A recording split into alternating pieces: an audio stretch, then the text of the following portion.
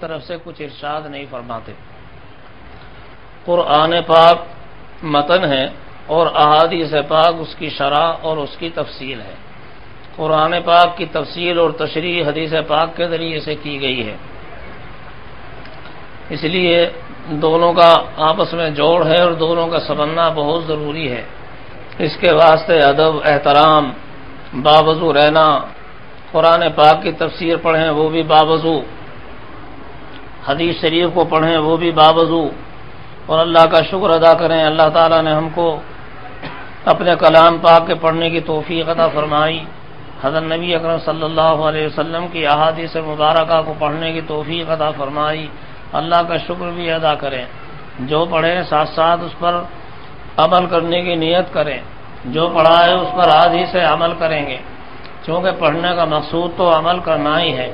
حضرت نبی اکرم صلی اللہ علیہ وسلم کے بعثت کے مقصد کو قرآن شریف میں بیان کیا گیا ہے، یتلو علیہم آیاتی ویزکیہم ویعلمہم الکتاب والحکمہ۔ آپ قرآن پاک کی تلاوت کر کے بھی دکھاتے ہیں اور ساتھ ساتھ اس کی تعلیم بھی دیتے ہیں۔ تعلیم یعنی قرآن پاک کے معنی بھی آپ بیان فرماتے ہیں۔ قرآن پاک کا مطلب کیا ہے، حضرت نبی اکرم صلی اللہ علیہ وسلم اس کو بیان فرماتے ہیں، اور اس کی ذمہ داری بھی اللہ تعالیٰ نے لی کہ قرآن پاک کے معنی نبی اکرم صلی اللہ علیہ وسلم کے دل میں القاء فرمائیں۔ جب حضرت سیدنا جبرائیل علیہ السلام وحی لے کر تشریف لاتے تھے، حضرت نبی اکرم صلی اللہ علیہ وسلم بھی ساتھ ساتھ جلدی جلدی پڑھتے تھے، اس اندیشے سے کہ کہیں میں بھول نہ جاؤں یا اس کے معنی ذہن سے نہ نکل جائیں۔ اللہ تعالیٰ نے ارشاد فرمایا لا تحرک به لسانک لتعجل به ان علینا جمعه وقرآنا فاذا قرأناه فاتبع قرآنا ثم ان علینا بیانا، کہ اے نبی، اے حبیب، آپ اپنی زبان کو حرکت مت دیجیے، جب ہم آپ کو پڑھ کر سنائیں حضرت جبرائیل علیہ السلام کے واسطے سے آپ اپنی زبان کو حرکت مت دیجیے اس کو جلدی کرنے کے لیے، اور یہ فکر مت کیجئے کہ میں بھول جاؤں گا، ان علینا جمعہ، اس کا آپ کے سینے میں جمع کر دینا یہ ہمارا کام ہے، اور وہ قرآن، اور اس کو پڑھا دینا آپ کو کی زبان کے اوپر یہ ہمارا کام ہے، اور یہ بھی خیال نہ کرنا کہ اس کے معنی ذہن سے نکل جائیں گے، ثم ان علینا بیانا، اس کے معنی کا بیان کر دینا بھی یہ ہمارے ذمہ ہے۔ تو قرآن پاک کے معنی بھی اللہ تعالیٰ نے حضرت نبی اکرم صلی اللہ علیہ وسلم کو بیان فرمائے ہیں، القاء فرمائے ہیں، اسی لیے قرآن پاک کے معنی بیان کرنے کی ذمہ داری بھی حضرت نبی اکرم صلی اللہ علیہ وسلم پر رکھی گئی۔ انا انزلنا الیک الذکر لتبین للناس، ہم نے یہ ذکر قرآن پاک آپ کی طرف اتارا ہے تاکہ آپ اس کے معنی لوگوں کو سمجھائیں۔ حالانکہ سب عربی جاننے والے تھے عرب کے لوگ، لیکن ان کی سمجھ کے اوپر قرآن پاک کے معنی کو نہیں رکھا گیا۔ حضرت نبی اکرم صلی اللہ علیہ وسلم جو معنی بیان فرمائیں وہ قرآن پاک کے معنی ہے، اور خود قرآن نبی اکرم صلی اللہ علیہ وسلم کی سمجھ پر بھی نہیں رکھا گیا، بلکہ اللہ تعالیٰ نے ذمہ داری لی ثم ان علینا بیانا، اس کے معنی کا بیان کر دینا یہ ہمارے ذمہ ہے، اور جب اللہ نے آپ کو ان کے معنی بیان فرمائے تو اب آپ کی ذمہ داری قرار دی گئی لتبین للناس، کہ قرآن پاک کے معنی آپ ان سے بیان فرمائیں، قرآن پاک کی تفصیل تشریح آپ ان سے بیان کیجئے، اور ساتھ ساتھ قرآن پاک پر نبی اکرم صلی اللہ علیہ وسلم کے بعثت کے مقاصد میں وَيُزَكِّيهِمْ، آپ ان کا تزکیہ بھی فرمائیں۔ آپ کا مقصد بعثت کا یہ بھی ہے کہ لوگوں کا تزکیہ فرمائیں، اخلاق رذیلہ کا نکالنا، اور اخلاق رذیلہ کو نکال کر اخلاق حمیدہ، اخلاق حسنہ کا پیدا کرنا، یہ تزکیہ ہے جو نبی اکرم صلی اللہ علیہ وسلم کی ذمہ داری اور مقصد زندگی اور مقصد بعثت قرار دیا گیا۔ اخلاق رذیلہ جیسے کبر ہے، بخل ہے، حرص ہے، اسی طرح ظلم ہے، زیادتی، بڑائی، یہ ساری چیزیں اخلاق رذیلہ ہیں۔ ان سب چیزوں کو نکال کر ان کی جگہ پہ اخلاق حسنہ پیدا کرنا، تواضع، عبدیت، عاجزی، قناعت، سخاوت، شکر، صبر، یہ صفات پیدا کرنا۔ اخلاق رذیلہ ہوتے ہیں تو وہ انسان حیوانوں کے برابر ہوتا ہے، بلکہ حیوانوں سے بھی بدتر ہوتا ہے۔ انہم کالانعام بل ہم اولئک کالانعام بل ہم اضل، یہ لوگ تو چوپایوں کی طرح ہیں بلکہ ان سے بھی بدتر ہیں۔ جب آدمی کے اندر اخلاق رذیلہ ہوتے ہیں تو ہر کسی پر ظلم کرنا، زیادتی کرنا،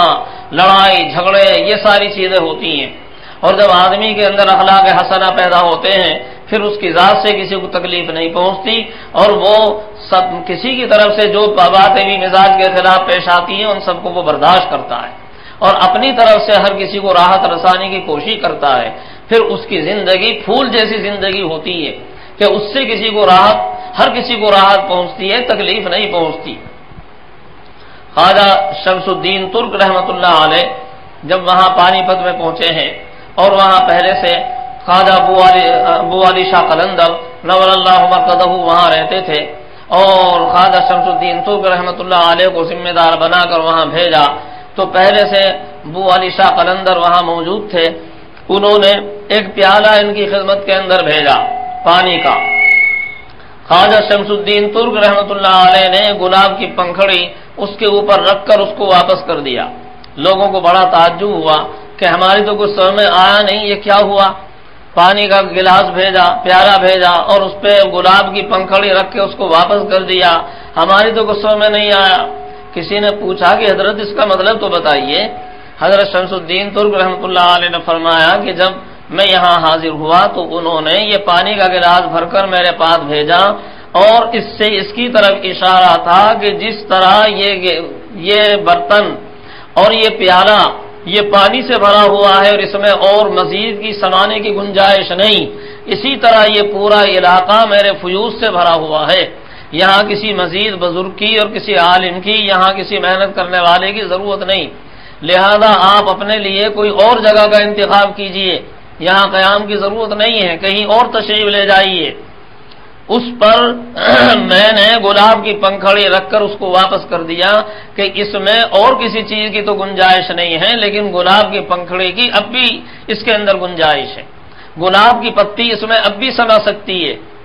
میں تمہارے لیے گلاب بن کے رہوں گا، کانٹا بن کے نہیں رہوں گا، کچھ اور چیز بن کے نہیں رہوں گا، میں تمہارے لیے گلاب کی طرح بن کے رہوں گا۔ حقیقت یہ ہے کہ جب انسان کا تزکیہ ہو جاتا ہے تو اب وہ ہر کسی کے لیے گلاب بن کے رہتا ہے، اب اس سے کسی کی کوئی لڑائی نہیں، کوئی جھگڑا نہیں۔ اسی طرح ہماری بچیوں کے اندر جب اخلاق حسنہ پیدا ہو جائیں اور اخلاق رذیلہ نکل جائیں تو وہ اپنے پورے گھر کے لیے وہ گلاب بنتی ہیں، اور ہر کسی کے لیے وہ گلاب کی پنکھڑیاں ہوتی ہیں، پورا گھر ان کی خوشبو سے مہک اٹھتا ہے۔ شوہر، وہ شوہر کی خدمت کرتی ہیں تو شوہر بھی خوش، ساس کی خدمت کرتی ہے تو وہ بھی خوش، اپنے گھر میں رہنے والی اور دوسری مستورات کی وہ خدمت کرتی ہیں تو وہ بھی خوش، پورا گھر اس گلاب سے مہک جاتا ہے۔ یہ اس وقت میں ہوتا ہے کہ جب وہ اپنا تزکیہ کر لیتی ہیں، اخلاق رذیلہ نکال کر اخلاق حسنہ اپنے اندر پیدا کر لیتی ہیں۔ اور جب اخلاق حسنہ نہیں ہوتے، اخلاق رذیلہ ہوتے ہیں، اخلاق حسنہ کی طرف توجہ نہیں ہوتی، اور پڑھنے لکھنے کے بعد یہ ذہن کے اندر آ گیا کہ ہم تو عالم ہو گئے اور اب ہمیں کسی کی کیا ضرورت ہے، اب شوہر کی خدمت کی بھی ضرورت نہیں، ساس کو بھی وہ نظر میں نہیں لاتی۔ ہمارے یہاں ایک شخص جاہل آدمی، اس کو ایک کسی بزرگ نے، جاہل نے اسے اجازت دے دی، پیری مریدی کی، چونکہ آج کل اجازت کا معاملہ بھی بہت آسان ہے اور سلسلہ یہ خوب چلا ہوا ہے، وہ اجازت دے دی، اتفاق سے ان کا جو باپ تھا وہ آگے سرانے بیٹھ گیا، اور یہ نوجوان لڑکا جس کو اجازت دی وہ باپ سے کہہ رہا ہے کہ کھڑا ہو ادھر بیٹھ چل کے، معلوم نہیں کہ مجھ کو میں اب خلیفہ ہو گیا ہوں۔ وہ اپنے باپ کو کہہ رہا کہ کھڑا ہو ادھر بیٹھ جا کر، میرے سرانے بیٹھتا ہے، مجھے اجازت، میں خلیفہ ہو گیا ہوں۔ اب یہ خلیفہ ہونے کا یہ مقصد سمجھا کہ اب میں تو معلوم نہیں کیا بن گیا ہوں۔ یہ خلیفہ ہونے کا مقصد یہ تھوڑا ہی ہوتا ہے کہ اب وہ پیر بن گئے اور بزرگ بن گئے اور سب ان کی خدمت کریں۔ بھائی اجازت کا تو منشا یہ ہوتا ہے۔ ہمارے حضرت افضل مفتی صاحب نور اللہ مرقدہ سے پوچھا حضرت مولانا محمد الیاس صاحب نور اللہ مرقدہ نے کہ مفتی جی یہ جو لوگ اجازت دیا کرتے ہیں جانتے ہو کیا مقصد ہوتا ہے؟ فرمایا کہ حضرت میں تو نہیں جانتا۔ حضرت مولانا الیاس صاحب نور اللہ مرقدہ نے فرمایا کہ اس کا مطلب یہ ہوتا ہے کہ شیخ جب اپنے طالب اور مرید کی خدمت سے خوش ہوتا ہے کہ طالب نے، مرید نے اپنے مزاج کو فنا کر لیا، اپنی طبیعت کو فنا کر لیا اور اپنے شیخ کے منشا میں اپنے آپ کو بالکل ڈال لیا اور ہر کام اپنے شیخ کے منشا کے مطابق اور ان کی مرضی کے مطابق کرنا شروع کر دیا، تو اب وہ اس کو اجازت دیتے ہیں کہ جس طرح تم نے میری خدمت کی ہے اب اسی طرح یہ معاملہ پوری خلق خدا کے ساتھ کرو، پوری مخلوق کے ساتھ اب تم کو یہ معاملہ کرنا ہے، جو معاملہ ادب کا، احترام کا، تعظیم کا میرے ساتھ تم نے کیا ہے، اب یہی معاملہ تم کو اللہ کی ساری مخلوق کے ساتھ کرنا ہے۔ یہ مطلب ہوتا ہے اجازت دینے کا۔ اجازت دینے کا یہ مطلب نہیں ہوتا کہ مسند لگا کر اور تکیے لگا کر بیٹھ گئے اور ادھر سے آ رہے ہیں اور خدمت ہو رہی ہے اور ادھر سے آ رہی حکمرانی ہو رہی ہے اور حکم چلایا جا رہا ہے، یہ منشا نہیں ہوتا۔ اسی طرح ہماری بچیاں، ہماری بہنیں جب وہ علم حاصل کر لیتی ہیں، اس کا یہ منشا نہیں ہوتا کہ اب تو ہم عالمہ بن گئے اور عالمہ ہو کر اب شوہر بھی کچھ نہیں، اب ساس بھی کچھ نہیں، اور گھر کے دوسرے حضرات بھی کچھ نہیں، ہم تو عالم ہیں۔ شوہر اگر بالاتفاق بیچارہ جاہل مل گیا تو اب وہ اس کے اوپر حکمرانی کر رہی ہیں، یہ کرو وہ کرو۔ ہمارے یہاں ایک عورت، اس کو وہ کوئی عہدہ مل گیا ایم ایل اے کا، اور جب وہ ایم ایل اے کا عہدہ مل گیا تو اب اور لوگ آئیں گے ملاقات کے لیے، تو اب وہ اپنے شوہر کو حکم دیتی ہے جاؤ چائے بنا کر لاؤ، فلاں چیز لے کے آؤ۔ وہ تو خود بیٹھی ہوئی ان سے باتیں کر رہی ہیں اور شوہر کو حکم دے رہی ہے جاؤ چائے لے کے آؤ، ناشتہ لے کے آؤ۔ اور کسی وقت کچھ دیر ہو گئی شوہر کو ناشتہ لانے میں تو شوہر کے ایک تھپڑ مارا زور سے کہ نہ لائے، اتنی دیر کرتی ناشتہ لانے میں۔ اپنے ان لوگوں کے سامنے اپنی بڑائی کے اظہار کے لیے شوہر کے ایک تھپڑ مارا۔ ظاہر ہے کہ اگر یہ بڑائی ذہن کے اندر ہوگی کہ ہم تو عہدے والے ہو گئے اور ہم تو ایسے ہو گئے ویسے ہو گئے، تو اب نباہ شوہر سے کیسے ہوگا؟ اب وہ گھر کے لوگوں کے ساتھ کیسے معاملہ ہوگا؟ اسی طرح علم حاصل ہونے کے بعد اگر مزاج کے اندر یہ آ گیا کہ ہم تو عالمہ ہو گئے،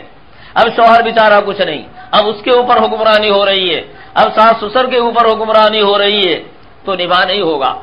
علم حاصل کرنے کا منشا یہ نہیں ہوتا۔ علم حاصل کرنے کا منشا تو یہ ہوتا ہے کہ اب ہماری ذمہ داری بڑھ گئی ہے، ہم اپنا اخلاق حسنہ کو حاصل کریں، اخلاق رذیلہ کو دور کریں۔ پہلے ہم کو غصہ آتا تھا، غصے کو ختم کر دیں، غصہ نہیں آتا۔ پہلے لڑائی کرتے تھے تو اب لڑائی نہیں کرتے، پہلے مار دھاڑ تھی اب یہ چیز نہیں، پہلے صبر نہیں تھا اب صبر آ گیا، اور پہلے حرص نہیں، پہلے حرص تھی اب حرص ختم ہو کر قناعت آ گئی۔ شوہر کی خدمت کا مزاج بن گیا، شوہر جو کچھ کہے اس کی اطاعت اور فرما برداری ذہن کے اندر آ گئی۔ اب شوہر کی بھی خدمت کرنی ہے، ساس کی بھی خدمت کرنی ہے، گھر کے تمام افراد کی خدمت کرنی ہے۔ اب جب یہ تمام صفات کے ساتھ یہ ہماری بہنیں کسی جگہ جائیں گی تو ان کی خوشبو سے پورا گھر معطر ہو جائے گا اور مہک جائے گا۔ اب یہ گھر کے اندر گلاب بن کر رہیں گی، شوہر کے لیے بھی، ساس کے لیے بھی، سسر کے لیے بھی، گھر کے تمام افراد کے لیے۔ اب وہ تمام گھر والے کہیں گے بھائی یہ تو بہت اچھی عالمہ ہمارے گھر میں آئی ہے، اس طرح علم سیکھ کر آئی، علم حاصل کر کے آئی، دیکھو پورا گھر یہ گلاب سے خوشبو مہک اٹھا۔ ہر کسی کی خدمت، ہر کسی کو راحت رسانی، ہر کسی کی تعلیم کا انتظام۔ لیکن یہ جبھی ہوگا جب اپنا تزکیہ ہوگا اور اخلاق رذیلہ نکال کر اخلاق حسنہ اپنے اندر پیدا کرنے کی کوشش ہوگی۔ اور اگر ایسا نہیں ہوا، محض علم آ گیا اور اپنے تزکیے کی طرف کوشش نہیں کی، تو علم کے ساتھ ساتھ مزاج کے اندر تعلی آتی ہے، علم کے ساتھ ساتھ مزاج کے اندر بڑائی آتی ہے، علم کے ساتھ ساتھ غرور پیدا ہوتا ہے۔ ہم تو عالمہ ہو گئے، اب شوہر کچھ نہیں، ہم شوہر کی کچھ کیوں سنیں، ساس کی کیوں سنیں، ہم ان کی خدمت کیوں کریں، وہ ہماری خدمت کریں۔ اگر یہ مزاج بن گیا تو اب یہ پورے گھر کے لیے تباہی اور بربادی کا ذریعہ ہے، اور ایسی صورت میں نباہ کی کوئی شکل نہیں ہوتی۔ ابھی ایک جگہ جانا ہوا، وہاں معلوم ہوا کہ 1 مہینے کے اندر اتنی لڑکیوں کو، عورتوں کو طلاق ہوئی، اور ان کے اندر 80% عالمہ جن کو طلاق ہوئی، اس لیے کہ علم حاصل کر لیا، تزکیہ نہیں، اخلاق رذیلہ کے اوپر نکالنے کی توجہ نہیں، اخلاق حسنہ کو پیدا کرنے کی کوشش نہیں۔ اب نہ شوہر کی خدمت، نہ ساس سسر کی خدمت، نہ دوسرے گھر کے افراد کی خدمت، بڑائی، اس سے لڑائی، اس سے جھگڑا، اور اپنے حقوق کا مطالبہ، شوہر سے یہ کرو وہ کرو، تم نے یہ نہیں کیا، تم نے یہ نہیں کیا، شوہر بیچارہ پریشان، ساس سسر پریشان، اس لیے طلاق کی نوبتیں آئیں۔ لیکن یہ طلاق کی نوبتیں اس لیے آئیں، اس میں علم کا کوئی قصور نہیں ہے، اس میں ہمارا قصور ہے کہ ہم نے اخلاق رذیلہ کو نہیں نکالا، اخلاق رذیلہ کو نکال کے اخلاق حسنہ پیدا نہیں کیے۔ اس لیے علم کے ساتھ ساتھ یہ ضروری ہے کہ ہم اپنا تزکیہ کرتے چلے جائیں، جو پڑھیں عمل کرتے چلے جائیں، اس کے اوپر عمل کریں جو بھی ہم پڑھیں۔ شوہر کے یہ حقوق ہیں، ساس سسر کے یہ حقوق ہیں، خدمت کے یہ حقوق کہ اس طرح خدمت کرنی چاہیے، اس طرح اخلاق حسنہ کے ساتھ رہنا چاہیے، کسی کو ہماری ذات سے تکلیف نہ پہنچے، ہمیں اپنا یہ مزاج بنانا چاہیے، اپنا کوئی کسی کے اوپر مطالبہ نہیں، ہمارے اوپر سب کا مطالبہ ہے، ہمیں کسی سے خدمت نہیں لینی، ہمیں سب کی خدمت کرنی ہے، ہمیں ہر کسی کو راحت پہنچانی ہے۔ اخلاق حسنہ تو وہ چیز ہے کہ جس سے دشمن بھی اپنے بن جاتے ہیں اور پرائے بھی اپنے ہو جاتے ہیں اور دوست ہو جاتے ہیں۔ جب ہماری بہنیں اخلاق حسنہ کے ساتھ گھروں کے اندر جاتی ہیں تو ساس اور سسر ان کے اخلاق کے گرویدہ ہو کر وہ خود بالکل ان کے اوپر فریفتہ ہو جاتے ہیں۔ اخلاق تو وہ چیز ہے، اس لیے علم سیکھنے کے ساتھ ساتھ اخلاق رضیلہ کو نکال کر اخلاق حسنہ پیدا کرنے کے ساتھ ساتھ کوشش کرنی چاہیے، اور یہ کوشش کرنی چاہیے ہمیں مدرسے سے نکلنا ہے گلاب بن کے نکلنا ہے۔ ہم گھر میں جائیں گے گلاب بن کر رہیں گے، شوہر کے لیے بھی، ساس سسر کے لیے بھی، اپنے پڑوسیوں کے لیے بھی، ہر کسی کی خدمت کریں گے اور ہمارے اخلاق کی خوشبو سے پورا گھر مہک اٹھے گا۔ پھر دیکھو انشاءاللہ اللہ تعالیٰ کتنا نوازیں گے۔ اللہ تعالیٰ ہم سب کو عمل کرنے کی توفیق عطا فرمائے۔ وآخر دعوانا الحمدللہ رب العالمین۔